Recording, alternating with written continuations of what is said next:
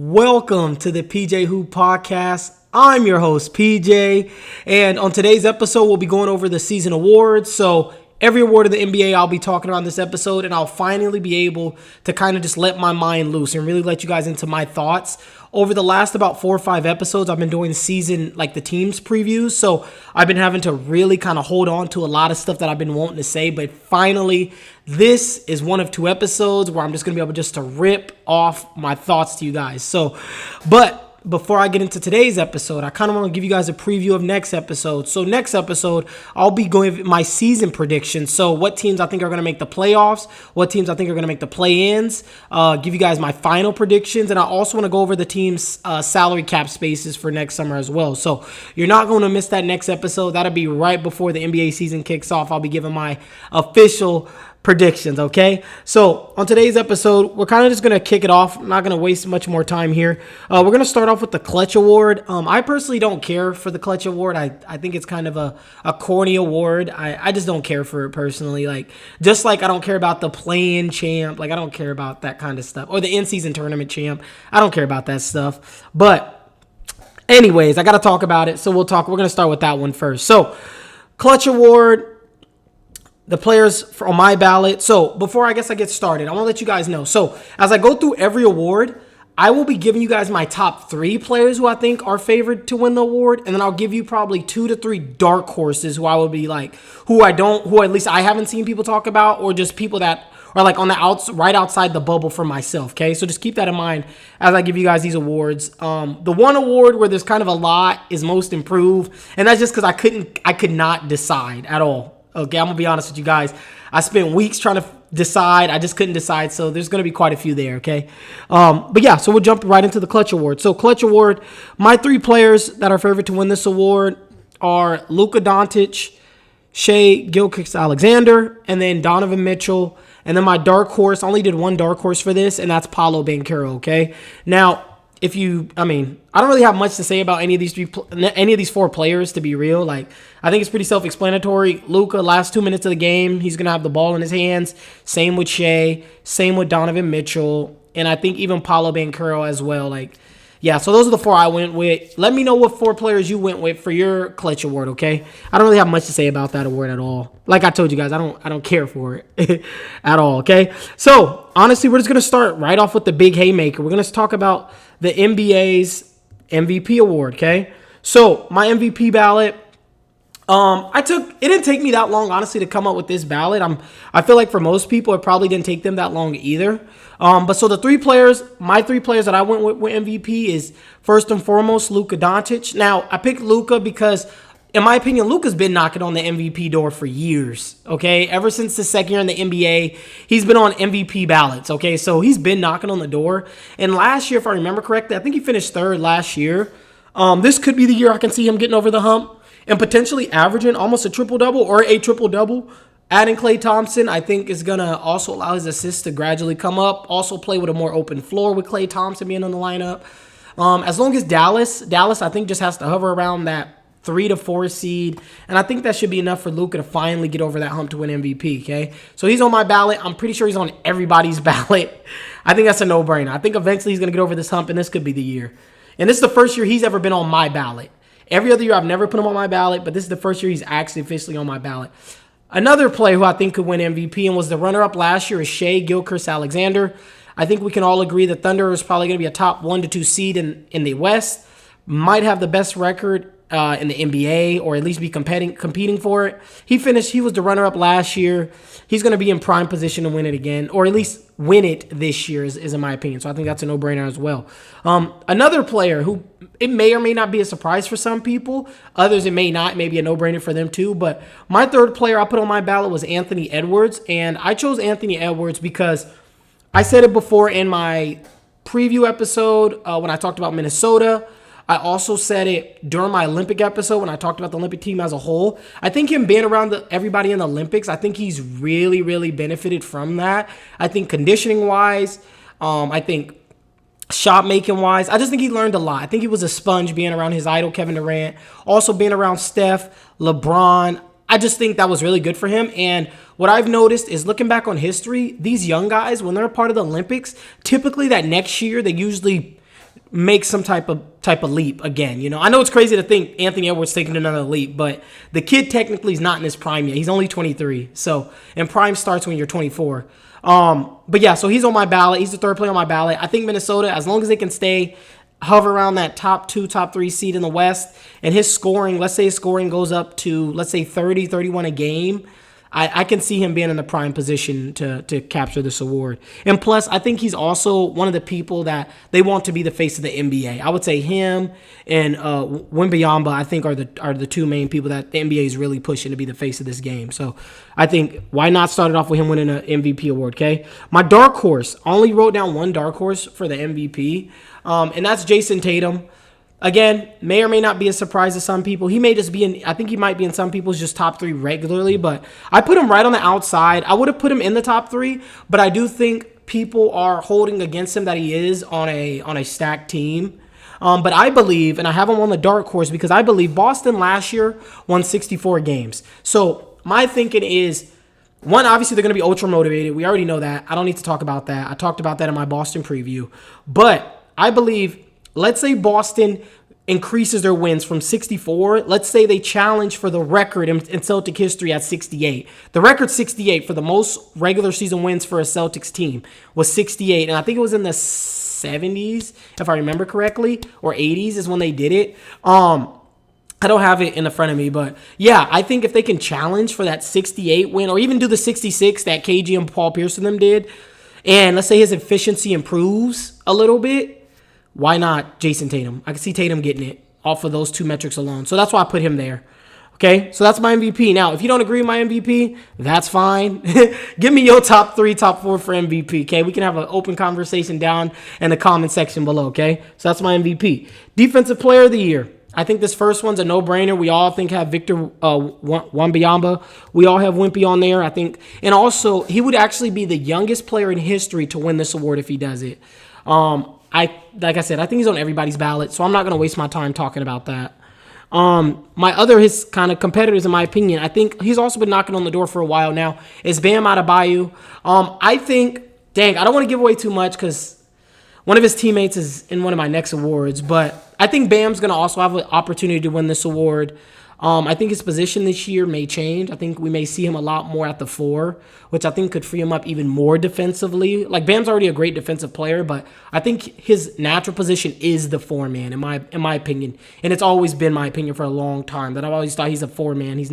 He shouldn't be playing your center position. So, but yeah, so I have Bam there as one of my people. Another person I have on there is Evan Mobley. I think he's also somebody the last year or two has also kind of been on the fringe of Defensive Player of the Year. So I'll put those 2 guys on there. And then my dark horse is Chet Holmgren. I think Chet's really going to benefit with Isaiah Hartenstein being in the starting lineup with him. I think we could see a similar defensive impact for Chet that we saw out of Jaren Jackson when Jaren Jackson had Steven Adams that one year where he won it and he was the power forward and Steven Adams was the center. I could see that happening for Chet. OKC's already a top 5 defense. They were already top 5 defense last year. Now you're adding Hartenstein. It's going to allow Chet to kind of roam a lot more. I wanted to put Alex Caruso here. I really, really did. But I know the NBA is weird about giving it to a guard. So that's why I just chose his teammate in Chet Holmgren. Okay. Now, if you don't agree with any of my Defensive Player of the Years, or you have somebody that you believe should be on that ballot outside of the people I named, down in the comment section below, let me know what your opinion is on the Defensive Player of the Year and who you would put there and why you have them there, okay? My next award is going to be Rookie of the Year, so just give me a brief moment. I'm going to drink some water.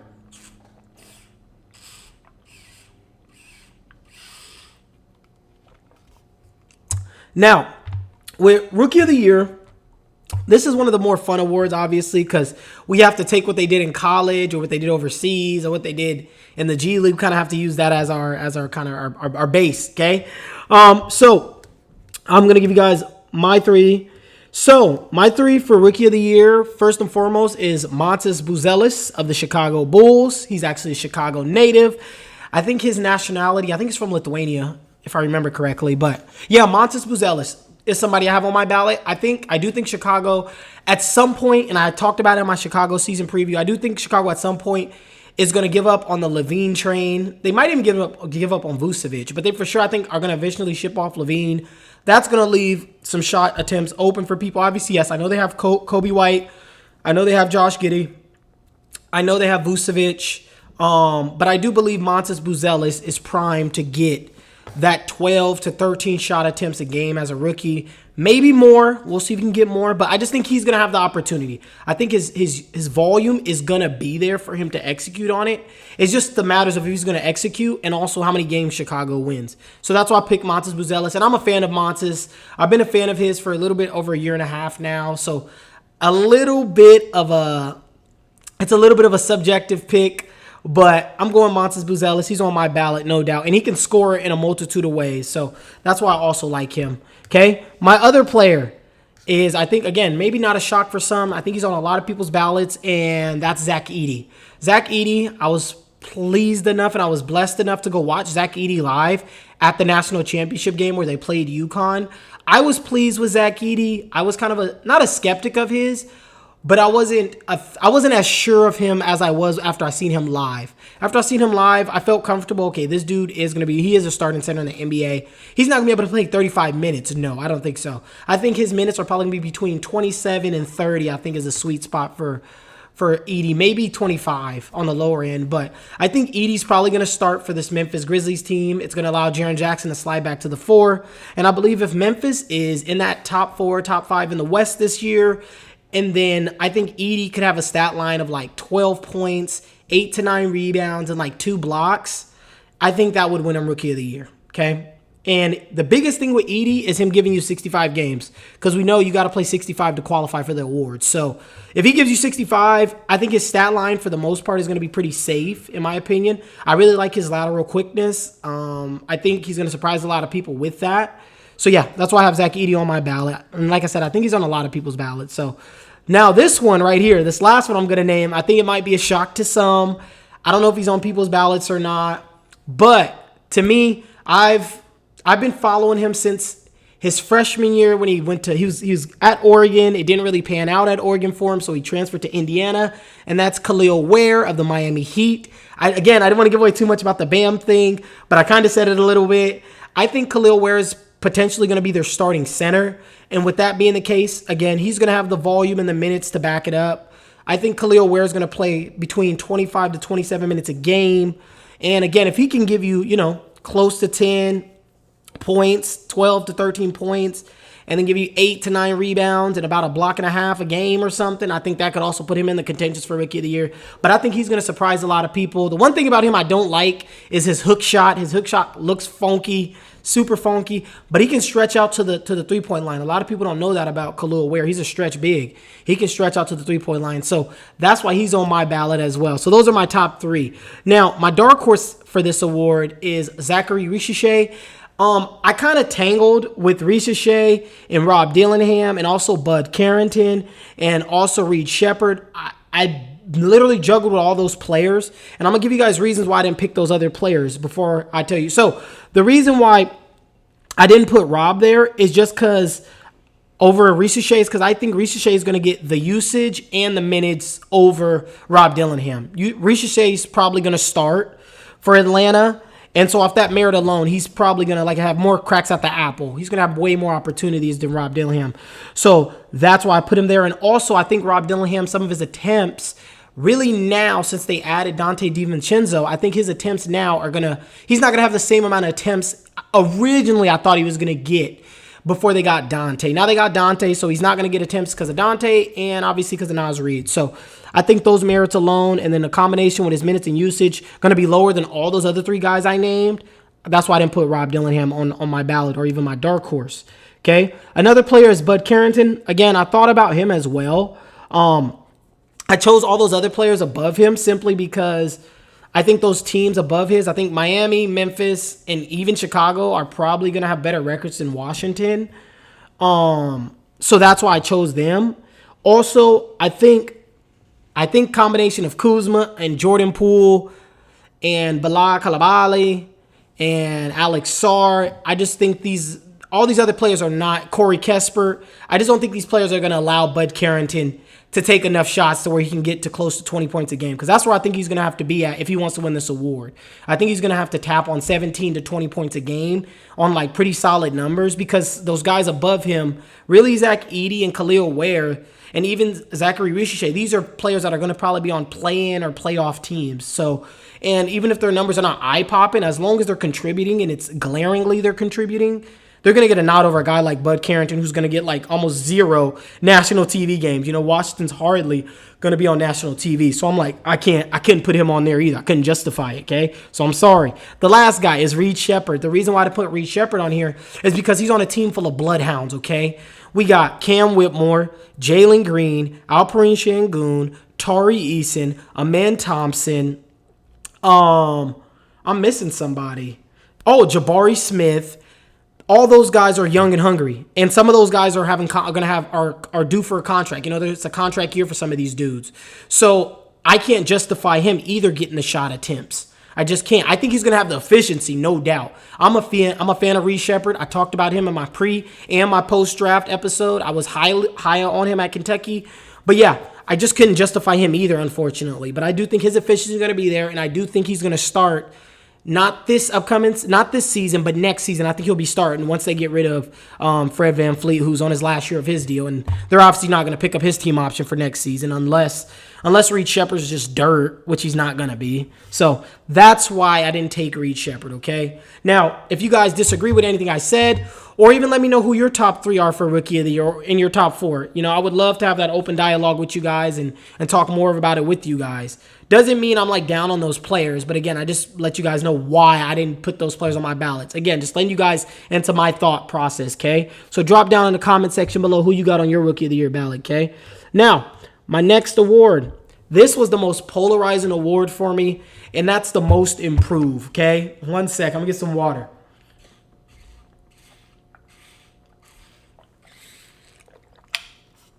Now, with the most improved, I actually just want to throw a stat at you guys. So 30 of the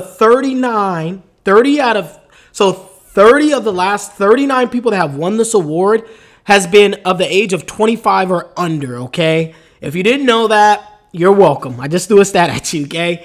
Now, my 3 top players, I think number 1 is probably universal, going to be on a lot of people's ballots. That's Jalen Williams of the Oklahoma City Thunder. I put him here personally, and I was a fan of his even when he got drafted. Unfortunately, I didn't have a podcast, but I was raving about him to my brother. But yeah, so Jalen Williams, right now his shot attempts this last year was about 14.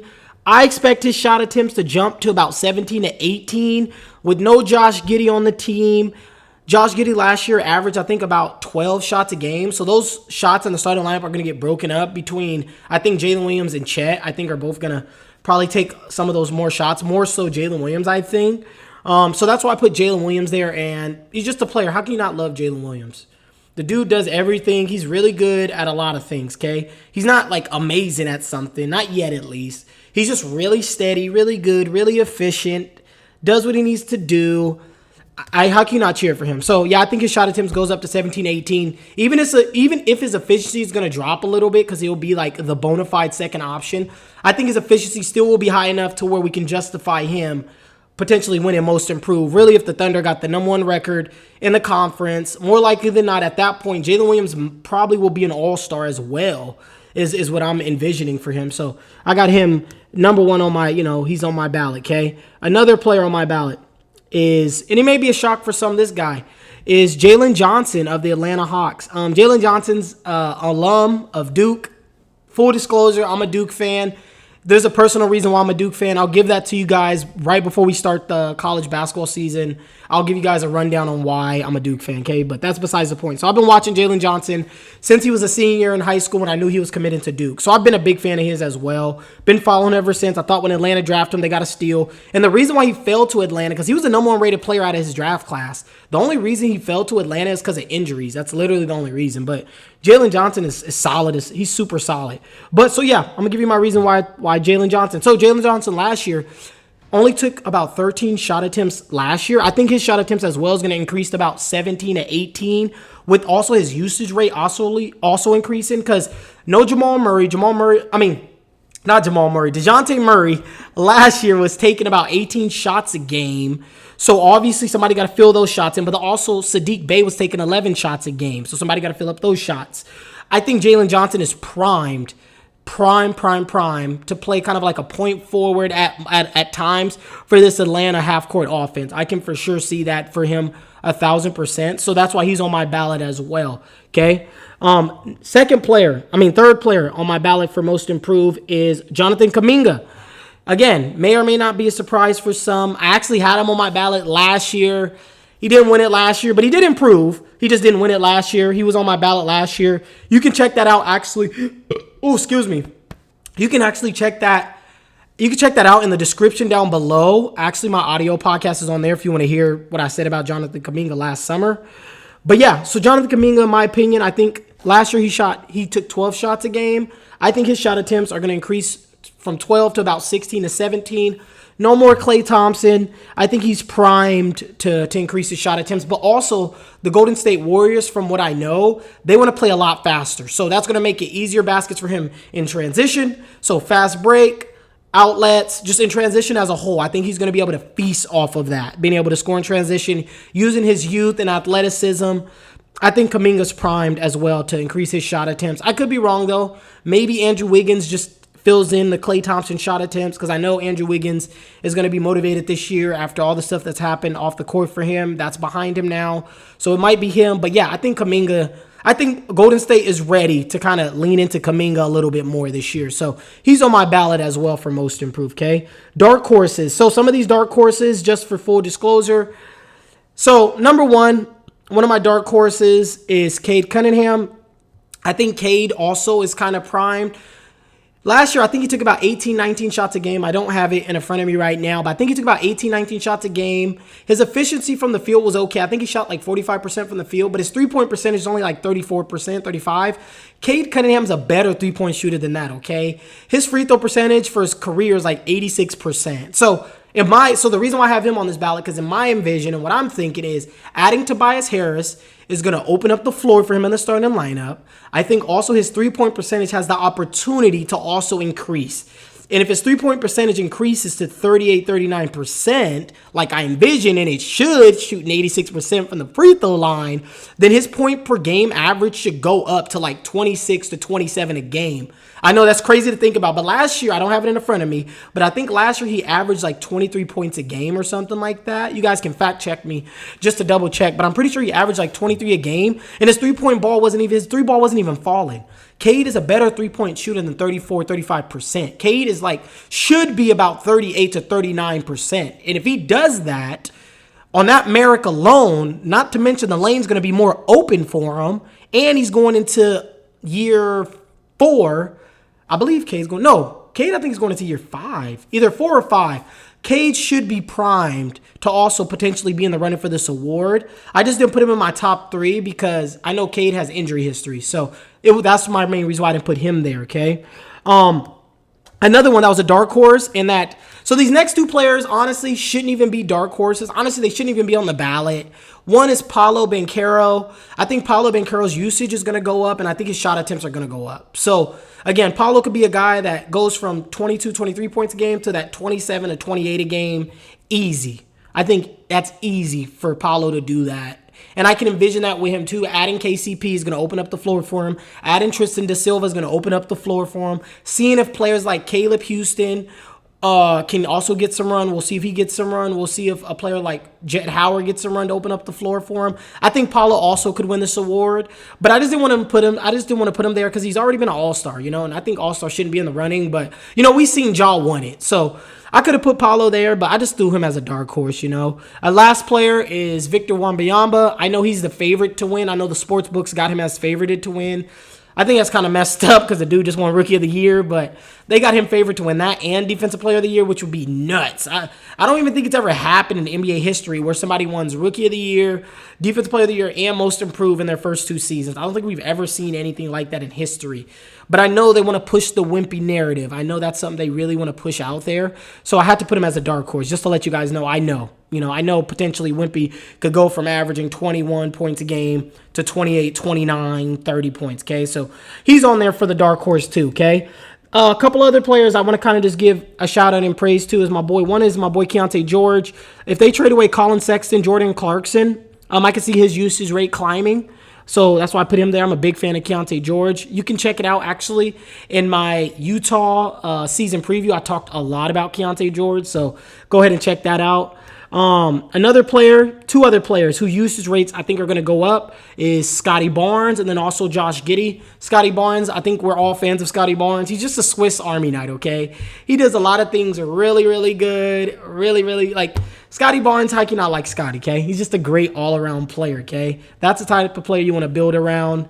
Obviously, I talked a lot more about him and what I think the Raptors should do in the draft. I talked about that in my Toronto Raptors season preview, so I would check that out if I were you to see what I say more about Scotty Barnes. But so he's like an honorable mention. So these other players are just honorable mentions, okay? Keontae George, honorable mention. Scotty Barnes is. Josh Giddey, obviously, is going to be a starter again, so he's going to have a chance to get his numbers back up to that 16 points, 7 rebounds, 7 assists. His usage rate is just going to be there. So obviously his numbers are going to naturally climb back to what they were before Jalen Williams and Chet came on the scene, okay? So, because that's what he averaged about in OKC before those two players really started. It was about 16, 7, and 7. I can see that happening again in Chicago, okay? So that's why I put him just as an honorable mention. Another player who may be a surprise for some is Zion Williams is another player I would keep on your radar for most improved. Last year, he only took 16 shots a game. Zion should be taking 18 to 20 shots a game, and I think this is a year we could see that happening. If that happens, Zion will be tapping on 30 points a game, okay? If he's tapping on 30 points a game, and let's say New Orleans is 6th or 7th in the West, but he's dominating, and he's leading the league in field goal percentage or something crazy, or even leading the league in scoring or something, I could see him winning most improved. So that's why I put him as an honorable mention too. And the last person is Jalen Green of the Houston Rockets. I have him as an honorable mention as well because the only thing with Jalen Green he needs to improve is just his efficiency, okay? The dude, I don't have it in front of me, but the dude shoots like 42% for his career, which is horrible in my opinion for somebody that's 6'5". I think that's really bad. But I can see his efficiency numbers climbing because this is a contract year for him. And if Houston... Let's say Houston is in the playoffs or like in the play-in, and he's the reason why. He's leading them in scoring. His efficiency is up to 45, 46% from the field, and let's say 37, 38% from three. We could be looking at him as most improved, okay? So that's why also I wanted to kind of mention him, give him a nod. But, yeah, so you guys give me your opinion on your most improved and who you have on your ballots. You know, I would love to hear it in the comment section. Let me know who you got, or even if you like some of the players that I said, or you want to add on to what I said, you know, let me know in the comment section below, okay? Next award is Sixth Man of the Year.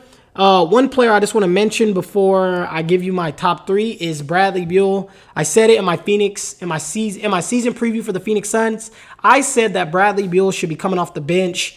So that's why I put him here for sixth man. Is like he's not one of my top three, but I just want to throw him out there to you guys. He should be coming off the bench, okay? And if he does, then he's obviously one of the finalists for this. And who knows, maybe Coach Bud will be like, okay, this ain't working. You got to come off the bench. So I just wanted to throw that name at you guys. Okay, so my top three for this award.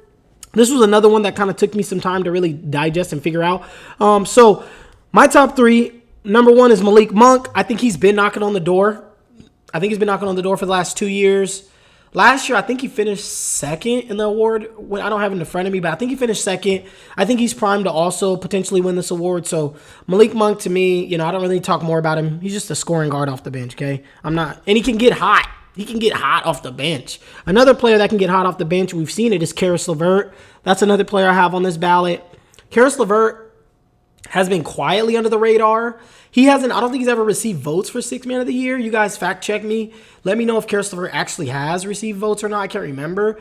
But he's somebody that's just steady. You know, Karis LeVert's going to give you 13 to 15 a night. Coming off the bench for this Cleveland team. Him and Jalen Tyson are going to have opportunities to, you know, really score for this team. I talked more about actually Jalen Tyson in my Cleveland Cavaliers season preview. And I talked about him, I believe, in my post-draft episode as well.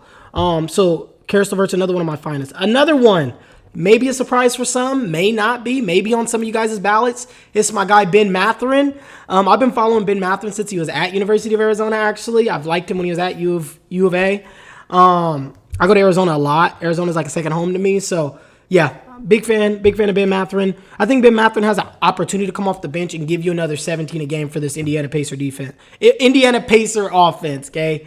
For sure, I'm a big fan of Ben Mathurin. If you guys are not familiar with Ben Mathurin's about a 6'5" shooting guard, and he's just scoring, man. He's just a pure bucket, okay? Ben Mathurin's a pure bucket. I can for sure see him win this award as well. So that's why I have him as my top 3. Now, my dark horses for this award.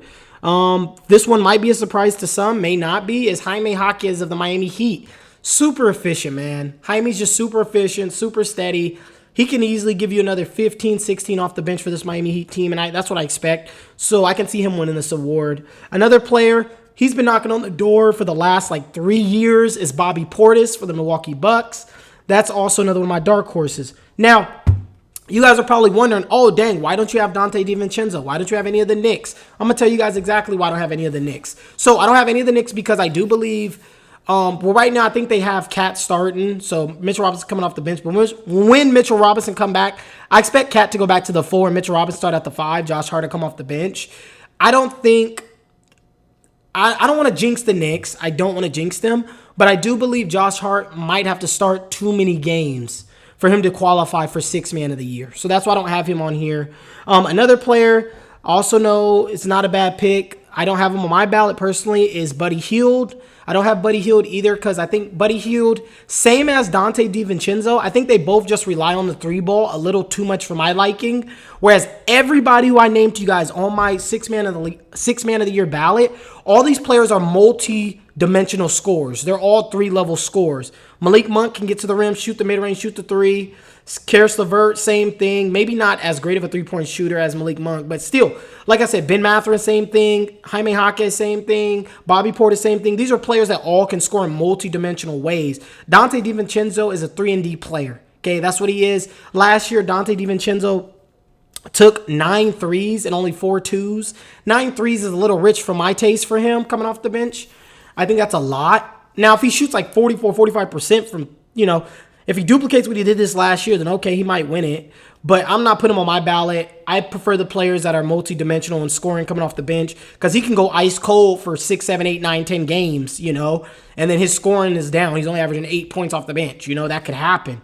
So that's why I don't have him on here. And also his shot attempts may be also a little bit less too if little Rob Dillingham starts to feel himself, We'll see. So that's why I don't have him on my ballot as 6th man of the year. And the same thing with Buddy Hield. Too rich, too many threes in my mind for a player like that to win it.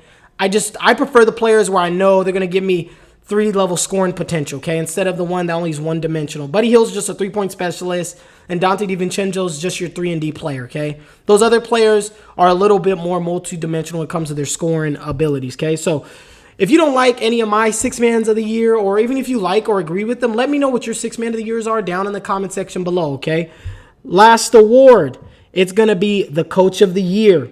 Now, last year I did great with Coach of the Year. I think my top 3, I don't have it in front of me, but my top 3 last year were Ime Udoka, Rick Carlisle, and who was my other one?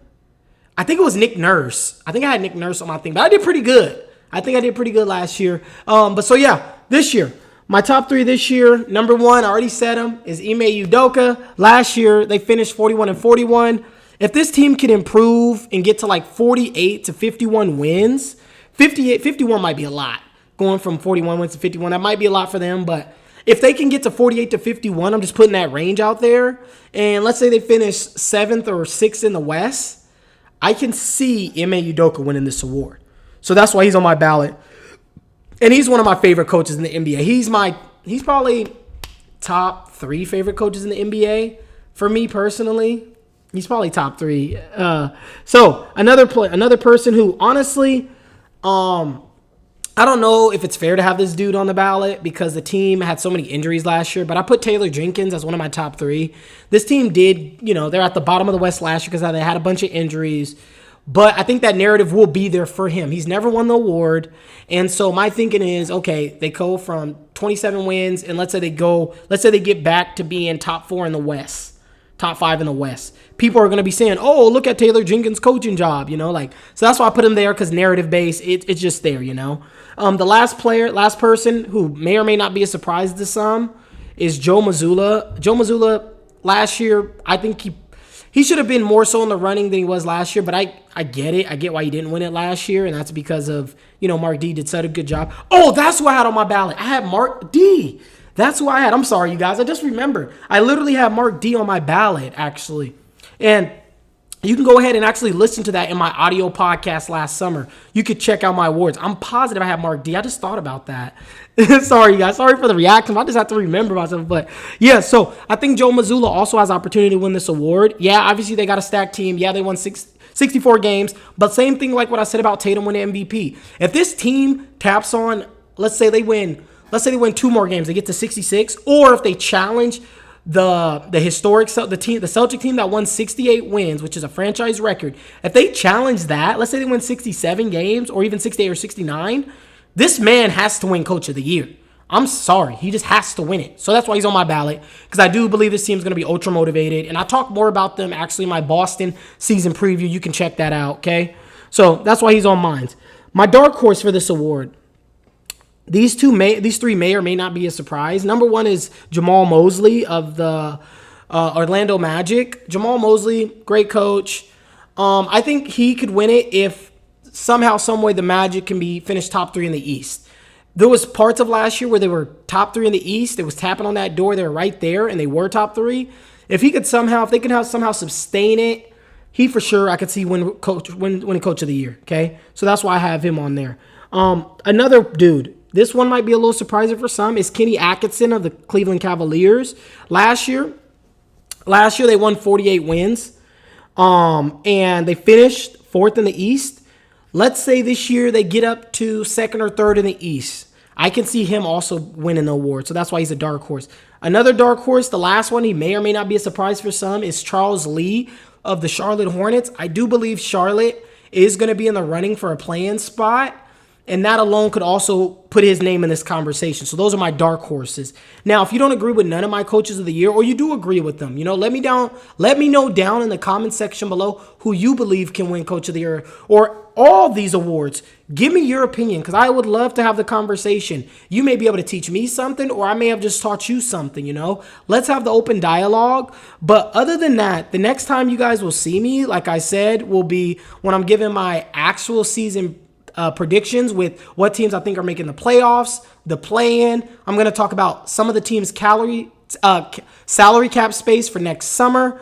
And I'm also going to be giving you guys my NBA Finals predictions, okay? Other than that, thank you for watching the PJ Hoop Podcast. Once again, I'm your host, PJ, and PJ's out.